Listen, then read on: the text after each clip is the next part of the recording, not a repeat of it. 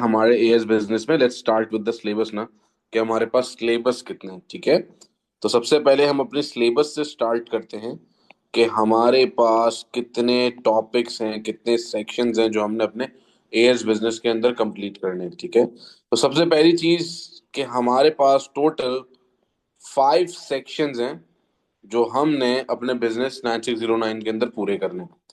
Section 1 is about business activity. Introduction में मैं time जाया नहीं करूंगा बेटा, मैं सीधा पढ़ाऊंगा।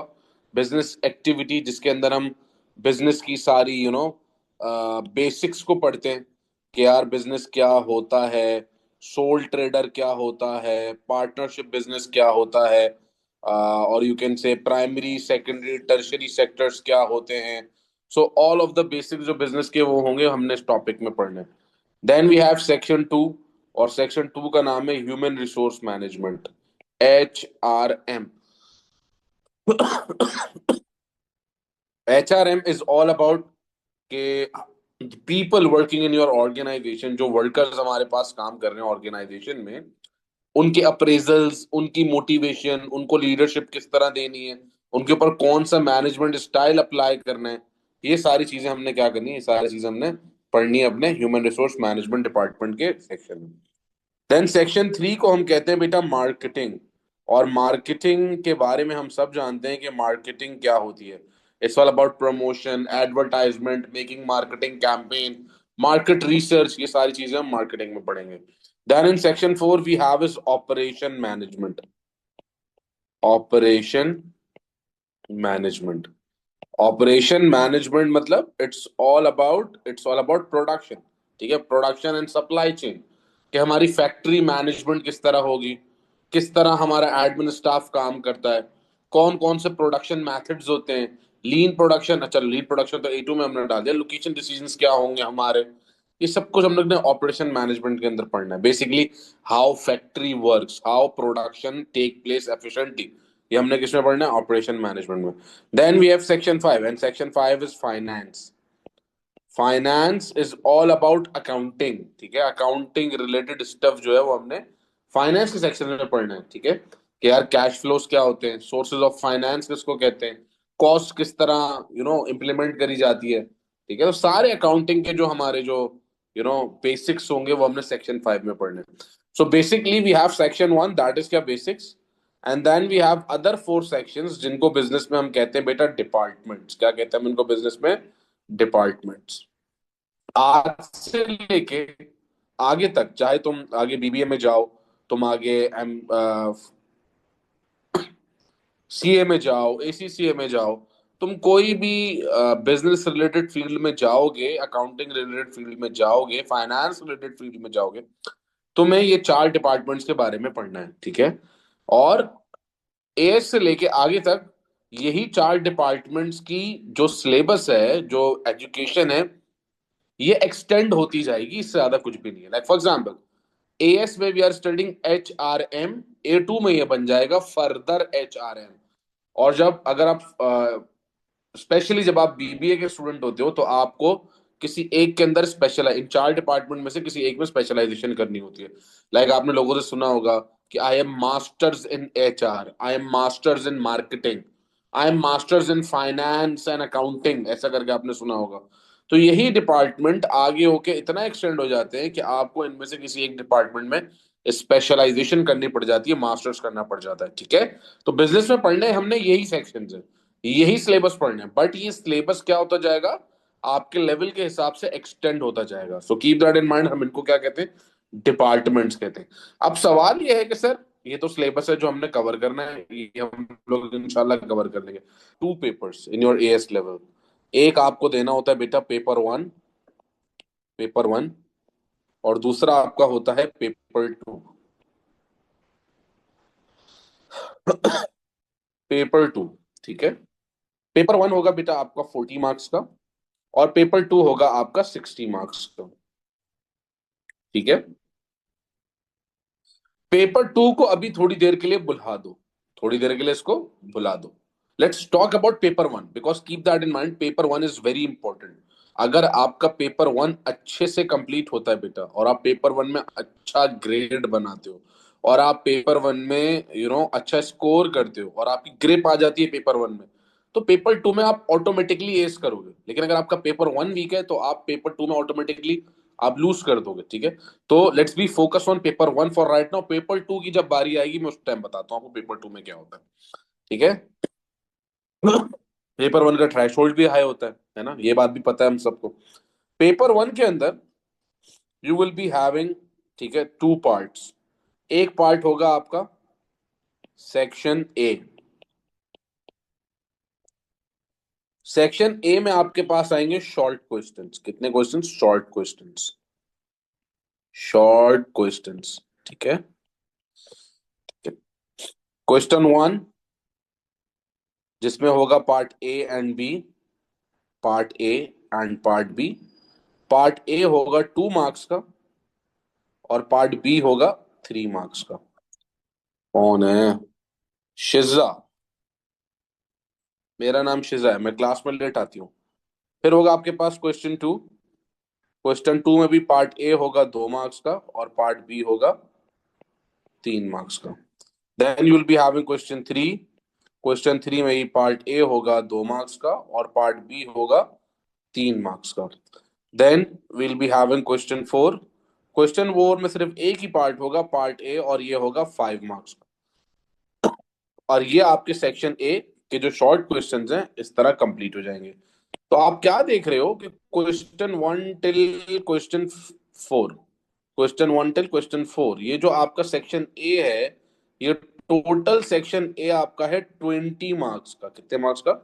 20 मार्क्स का। और बेटा मैं चाहता हूं कि आप इस सेक्शन ए में 20 मैनेज करो। ठीक है। मैं इसका मतलब क्या कह रहा हूं आपसे कि आप इसमें 100% मार्क्स गेन करो। 100% मार्क्स गेन करो आप इसके अंदर। ठीक है। आप इसके अंदर एक कुछ छोड़ो ही ना, बिकॉज देखो ये एग्जामिनर ने ना आपको जैकपॉट दिया है। एग्जामिनर ने ये आपको जो है ना, खैर मुबारक रुमैसा, एग्जामिनर ने ये आपको जो है ना, ये आपको बॉल कराई है बिल्कुल जो है ना इधर लेंथ पे, कि इसको ना फुल टॉस ऐसे छक्का मारो। ठीक है। That is reason I am saying कि मैं चाहता हूँ आप 20 मार्क्स पूरे पूरे उठाओ सेक्शन ए में। बिकॉज देखो ना, 2 मार्क का क्वेश्चन है, 2 मार्क के क्वेश्चन में डेफिनेशन आती है, 3 मार्क में रीजन एडवांटेज ऐसी करके चीजें आती हैं। सही है जी। 5 मार्क्स के अंदर ब्रीफली एक्सप्लेन वाले क्वेश्चन आते हैं। अगर आप लोग इसके अंदर भी स्कोर नहीं कर पाओगे तो मतलब वो एक बहुत बड़ी बेवकूफी है। ठीक है। ये एग्जामिनर ने आपको गोल्डन दिया हुआ है ना, golden chance to ace I grade. ठीक है जी। ये है पेपर वन। अब शुरू होगी मुसीबत, और वो है पेपर वन का सेक्शन बी। वो है बेटा पेपर वन का सेक्शन बी। पेपर वन के सेक्शन बी को आप कहते हैं ऐसे क्वेश्चंस। क्या? इसके अंदर आपके ऐसे क्वेश्चंस आएंगे, मतलब आपके लॉन्ग लॉन्ग क्वेश्चंस आएंगे जिनको आपने अटेम्प्ट करना है। ठीक है। इसके अंदर आपके पास 2 क्वेश्चन होंगे। एक होगा क्वेश्चन फाइव, बल्कि एक सेकंड, एक होगा आपके पास बेटा क्वेश्चन फाइव। ठीक है। क्वेश्चन फाइव के पार्ट ए होगा 8 मार्क्स का और पार्ट बी होगा 12 मार्क्स का। ठीक है। फिर है आपके पास क्वेश्चन सिक्स। ठीक है। और क्वेश्चन सिक्स के अंदर भी पार्ट ए होगा 8 मार्क्स का और पार्ट बी होगा 12 मार्क्स का। बट इसमें अच्छी बात यह है कि इसके अंदर आपको चॉइस है, और आपने इन दोनों में से कोई एक क्वेश्चन अटेम्प्ट करना है। या तो क्वेश्चन फाइव को अटेम्प्ट करो या तो क्वेश्चन सिक्स को अटेम्प्ट करो। ठीक है। तो बेसिकली आपके पास जो सेक्शन बी है वो भी कितने मार्क्स का? टोटल 20 मार्क्स का। और इसके अंदर एग्जामिनर आपके कहीं ना कहीं मार्क्स काटेगा। सही है? ऐसा नहीं है, जरूरी नहीं है मार्क्स काटना, बिकॉज लास्ट ईयर ही मेरे एक स्टूडेंट के 40 आउट ऑफ 40 भी हैं पेपर वन के अंदर। ठीक है, मतलब उसके जो सेक्शन बी था उसके अंदर भी वो 20 आउट ऑफ 20 ले गया। बट वो बहुत रेयर है, बहुत रेयर है। एग्जामिनर इसमें मार्क्स काटता है, मतलब 1-2 मार्क्स वो अपने ईगो के काट लेगा ना आपसे। ठीक है। That is the reason I am saying कि सेक्शन ए में आपने फुल मार्क्स स्कोर करने हैं। तो sir part A 8 marks, part B 12 marks, जो आपके ऐसे क्वेश्चंस होते हैं, जो आपके लॉन्ग क्वेश्चंस होते हैं, जिस पे बेसिकली आपको एग्जामिनर का pattern, paper one, and I want कि आप पेपर वन को अच्छे से तैयारी कर लो। जब पेपर वन की आपकी अच्छी तैयारी होगी तो पेपर टू ऑटोमेटिकली आपसे हो जाएगा। अच्छा, लास्ट ईयर इस 40 मार्क्स के पेपर में ए कहां बना था? टोटल 40 मार्क्स हो गए ना, 20 + 20। लास्ट ईयर सर इस 40 मार्क्स के पेपर में ए बना था 37 पे। कितने पे? 37 पे ए ग्रेड बना था। स्क्रीन पे आ रहा है बेटा Nida? Rumaisa, Nida, can you guys hear me? आवाज आ रही है बेटा? आ रहा है सर। आप यकीन करो कि ना करो, थ्रेशोल्ड देख लेना, 34 पे बी बन गया था। मतलब आपने सिर्फ 2 मार्क्स और लूज किए तो आपका क्या बन रहा है? बी बन रहा है। 3 मार्क्स और लूज करने पे बी बन रहा है।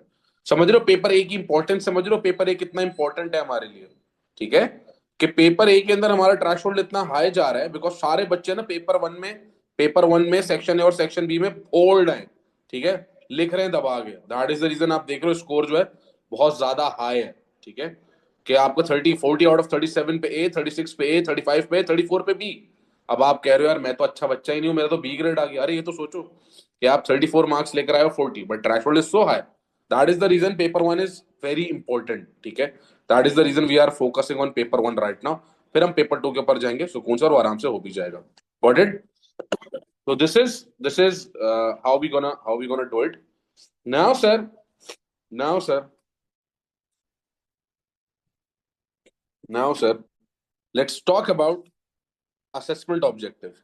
What is the meaning of assessment objective? Assessment objective, देखो बेटा, बिजनेस के अंदर ना सारे बच्चों का एक ही रोन है कि सर हमें आंसर लिखना नहीं आता, हमें आंसर लिखने में प्रॉब्लम हो रही है, हमें आंसर लिखने में मसला हो रहा है। बिकॉज देखो बिजनेस के सिलेबस को तो आप लोग आसानी से पढ़ लोगे, बट आई डोंट नो, मुझे नहीं समझ में आता कि आप लोग से आंसर क्यों नहीं लिखे जा रहे भाई। कोई ऐसा रॉकेट साइंस तो है नहीं, बट स्टिल बच्चों को प्रॉब्लम आ रही है तो हम उस प्रॉब्लम का एज अ टीचर हमारा काम है उस प्रॉब्लम को हल करना। तो आपको असेसमेंट ऑब्जेक्टिव को समझना पड़ेगा कि असेसमेंट ऑब्जेक्टिव्स क्या है। एग्जामिनर कह रहा है कि when you are writing an answer, so you have to go through with my assessment objectives, मेरे असेसमेंट ऑब्जेक्टिव को अपने आंसर में लिखना। ठीक है, तो असेसमेंट ऑब्जेक्टिव वन क्या होता है? What is assessment objective one? Assessment objective one is saying कि यार आपके आंसर में ना नॉलेज होनी चाहिए, नॉलेज होनी चाहिए। अब नॉलेज किससे बनती है? ऑब्वियसली नॉलेज बनती है सर डिफाइन करने से, नॉलेज बनती है सर आपका फीचर्स बताने से, है ना, रीजन करने से, आइडेंटिफाई करने से नॉलेज बनती है। कह रहे पहले, सबसे पहले तो आंसर में ये डाल दो। फिर बोलता है assessment objective two. Assessment object two में वो बोल रहा है कि अपने आंसर में एप्लीकेशन लगाओ। अब what is application? Application is you have to develop an example relevant with the question, कि आपके क्वेश्चन से आपकी एग्जाम्पल जब आप यूज करने वाले हो ना, वो रेलिवेंट होनी चाहिए क्वेश्चन से या केस स्टडी से। एप्लीकेशन, एप्लीकेशन के बाद वो तीसरी चीज बोलता है असेसमेंट ऑब्जेक्टिव थ्री, जिसके अंदर वो कह रहे हैं यार अपने आंसर में डालो एनालिसिस। एनालिसिस मतलब भाई जो पॉइंट्स आपने रेस किए हैं, आप उनका इम्पैक्ट बताओ क्या पड़ रहा है, इम्पैक्ट, इम्पैक्ट बताओ क्या पड़ रहा है। ठीक है, अब इम्पैक्ट तो या नुकसान में हो सकता है या तो फायदे में हो सकता है ना। फिर वो आपसे कहता है असेसमेंट ऑब्जेक्टिव फोर। ठीक है, कि असेसमेंट ऑब्जेक्टिव फोर में वो कह रहे हैं अपने आंसर को इवेलुएट कर दो, इवेलुएट कर दो।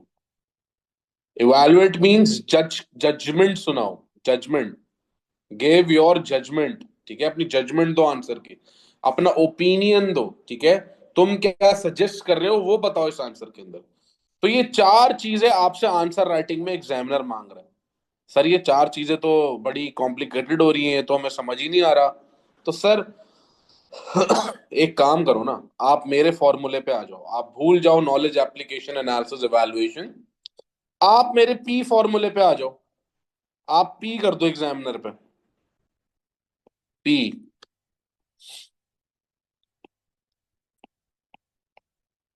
ठीक है।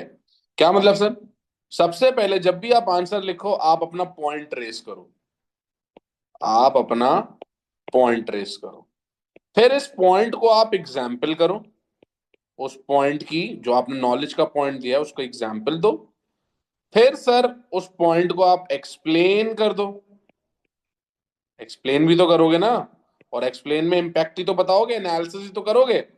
और फिर उस आंसर को इवैल्यूएट कर दो, मतलब जजमेंट सुना दो। तो ये लो, ये तुम्हारा दोबारा से क्या बन गया?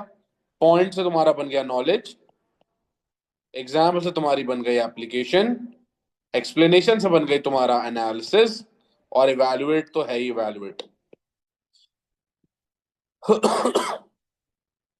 ऐसे कर दो अपने आंसर को, खत्म बात। मैं तुम्हें मार्क्स दे दूंगा, मैं तुम्हें मार्क्स दे दूंगा। ये कौन कह रहा है? ये मैं नहीं कह रहा, एग्जामिनर कह रहा है। रियली सॉरी गाइस, मुझे ना बहुत बुरा फ्लू हो रहा है, दैट इज द रीजन कि मेरी आवाज भी बड़ी चेंज हुई भी आपको लग रही होगी।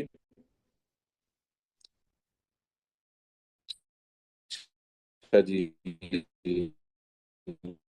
What who do we have here? Daniyal Hanif. Daniyal Hanif, it's your last chance, ठीक है, टू मेक अ ग्रेट बेटा। वरना फिर पता है, मई जून अक्टूबर नवंबर, मई जून अक्टूबर नवंबर। अब मैं इसका तुम लोग को पैराग्राफ लिख के दिखाता हूँ कि how we are going to use this point example explain and evaluation. For example, examiner ने मुझे एक सिनेरियो दिया। एग्जामिनर ने, ठीक है, हाउ मोटिवेशन इज इंपॉर्टेंट, ऐसा कुछ बोल दिया एग्जामिनर ने ना हमें। तो अब हम क्या कर रहे हैं? हम अपना पॉइंट ट्रेस कर रहे हैं। हाँ, देखो, सबसे पहले मैं पॉइंट ट्रेस करूंगा ब्लू से।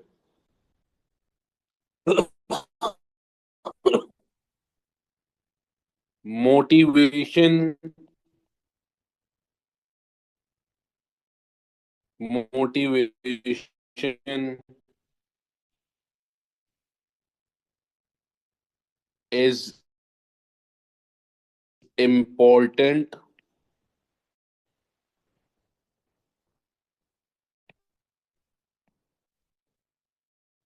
फॉर बिजनेस टू इंक्रीज, या टू इंक्रीज हटाता हूं मैं यहां से, to achieve, to achieve organizational goals and objectives, and objectives, ये मैं क्या कर रहा हूँ? नॉलेज। ये मैंने डाली है नॉलेज, ठीक है।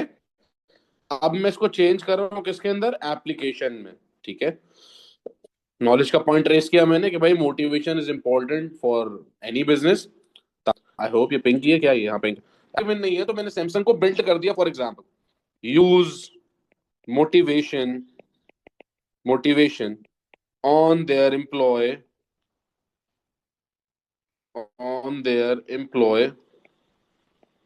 to achieve their willing output। Output. अब सर इसका मैं क्या कर रहा हूँ? एनालिसिस बताने जा रहा हूँ। एनालिसिस के लिए मैं ग्रीन का यूज कर रहा हूँ। That lead to, that lead impact बताने ना, that lead to increase, that lead to increase efficiency, efficiency and reduce labor turnover in organization, in organization। ये मैंने किया एनालिसिस। अब मैं क्या जजमेंट सुना रहा हूँ, इवैल्यूएट करने जा रहा हूँ। इवैल्यूएट के लिए मैं क्या करता हूँ, इवैल्यूएट के लिए मैं रेड ले लेता हूँ यहां से। However,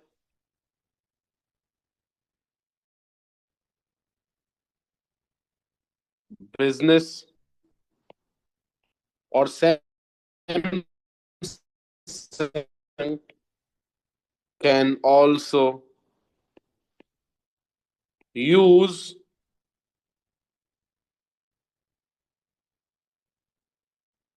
other tools,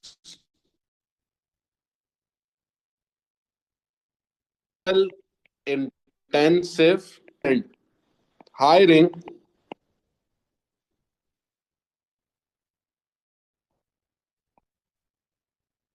part-time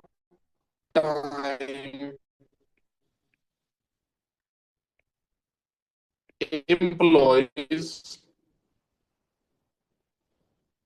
to avoid cost of motivation and still increasing efficiency. That's how you make a paragraph according to your examiner assessment objective. ठीक है। अब एग्जामिनर असेसमेंट ऑब्जेक्टिव में देखो हमने क्या किया। ठीक है, उसने हमसे बोला था कि यार मेरे असेसमेंट ऑब्जेक्टिव में होनी चाहिए नॉलेज। हमने अपने आंसर में ब्लू से डाल दी नॉलेज, कि यार मोटिवेशन इंपॉर्टेंट है ताकि ऑर्गेनाइजेशन अपने गोल्स को अचीव कर सके। फिर हमने पिंक से क्या किया, तो एग्जाम्पल यूज करिए हमने बोला जैसे कि है ताकि वो अपने एम्प्लॉयज की आउटपुट को बढ़ा सके। फिर हमने उसका इम्पैक्ट बताया कि अगर सैमसंग यूज कर रहा है तो उसका इम्पैक्ट क्या पड़ रहा है, कैसे उनकी आउटपुट इंक्रीज हो रही है। ठीक है, हमने बताया भाई क्योंकि उससे उनकी एफिशिएंसी इंक्रीज हो रही है और लेबर टर्नओवर कम हो रहा है। लेबर टर्नओवर मतलब when the employee is motivated in organisation, तो एम्प्लॉय छोड़ कर नहीं जा रहा। टर्नओवर मतलब जब एम्प्लॉय छोड़ के चला जाता है, तो एम्प्लॉय छोड़ के नहीं जा रहा है ना। लेकिन फिर हमने उसको इवैल्यूएट किया, हमने बोला यार लेकिन सैमसंग ये मोटिवेशन को अवॉइड कर देता। अब देखो जब मैं अपने एम्प्लॉय को मोटिवेट कर रहा हूँ ना, तो that required a cost. Motivation free में तो नहीं होती। आप अपने एम्प्लॉय की सैलरी बढ़ा रहे होगे उसको मोटिवेट करने के लिए, उसको वेकेशन दे रहे होगे, उसको गाड़ी दे रहे होगे, सब में खर्चा हो रहा है ना। तो सैमसंग मोटिवेशन की कॉस्ट को अवॉइड कर सकता था। कैसे अवॉइड करता, कि वो अपनी ऑर्गेनाइजेशन में कैपिटल इंटेंसिव डाल देता। कैपिटल इंटेंसिव मतलब मशीनरीज ले आता ताकि एम्प्लॉयज की जरूरत ही नहीं है। ना एम्प्लॉयज की जरूरत, ना मोटिवेशन की जरूरत। या फिर सैमसंग पार्ट टाइम एम्प्लॉयज भी तो हायर कर सकता था। अब पार्ट टाइम एम्प्लॉयज क्या होते हैं, एफिशिएंट होते हैं। और part time employees because they are not full time at your organisation, so they require less motivation in organisation. तो कॉस्ट भी बच जाती और कंपनी का आउटपुट भी इंक्रीज हो जाता। That's how you make a paragraph, that's how आप एग्जाम को घर तक छोड़ के आते हो। ठीक है, तो आप देखो इसके अंदर पूरा point example explain evaluation. That's how you write according to examiner। अगर आप इस तरह राइटिंग नहीं करें तो सही, मुझे तो ठीक है, हम लोग इसको और बेहतर से बेहतर बेटर बेटर बनाते जाएंगे साथ साथ। ठीक है, हमने बहुत आंसर ऐसे लिखे भी हैं पहले। ठीक है, बहुत ऐसे आंसर लिखे हैं। आप मेरे इंस्टाग्राम पे मैं पोस्ट भी करता रहता हूँ, तो आप वहां पे जाके देख सकते हो।